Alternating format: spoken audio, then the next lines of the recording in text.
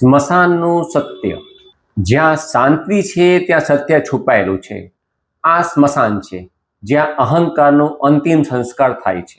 જે કાલ સુધી દુનિયા ચલાવતો હતો આજે અહીં એક મુઠ્ઠી રાખ બની ગયો છે.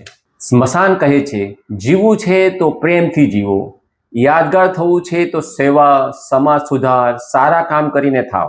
અહંકાર અહીં નહીં ટકે, ફક્ત સત્ય ટકે છે અને શાંતિ ટકે છે.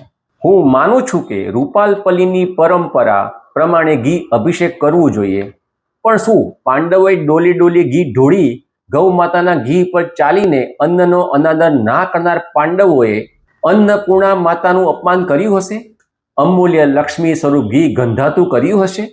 મનુસ્મૃતિ 3.92 ઉલ્લેખ છે, ધૃતમ દધી ક્ષીરમ માસમ તિલાનામ ચ પ્રયોજનમ એતાન્ય નનુમ ત્યાપી ન પરિત્યજમ દ્વિજોત્તમૈઃ. આ શ્લોકનો ગુજરાતીમાં અર્થ ઘી, દૂધ, દહીં વગેરે પવિત્ર પદાર્થ છે, તેમનું અવમાન ન કરવું. અહીં સ્પષ્ટ કહેવામાં આવ્યું છે કે ઘી પવિત્ર છે અને તેનું તિરસ્કાર પાપ સમાન છે. આજે આપણે સ્મશાનમાં 1500 લોકો ભેગા થયા છીએ. આપણું કામ પરંપરા રોકવાનું ના હોવું જોઈએ, પરંતુ જરૂરિયાતમંદ માટે પૌષ્ટિક ઘી બચાવવું જોઈએ.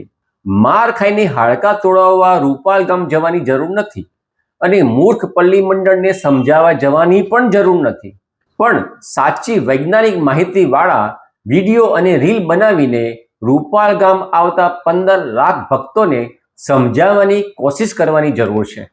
જો ભક્ત માતા વડેચીની સાચી ભક્તિ સમજશે તો રૂપાલના પલ્લી મંડળે અભિષેક થયેલું ઘી પગ નીચે ના આવે તેવી વ્યવસ્થા જરૂર કરવી પડશે. તમે પલ્લી ઉત્સવ માટે શું કહેવા માંગો છો તે કોમેન્ટમાં જરૂર લખશો. મારો સંપર્ક પણ જરૂર કરજો. રાધેશ્યામ રૂપાલપલ્લી 7016159450. જય મા વરદાયની.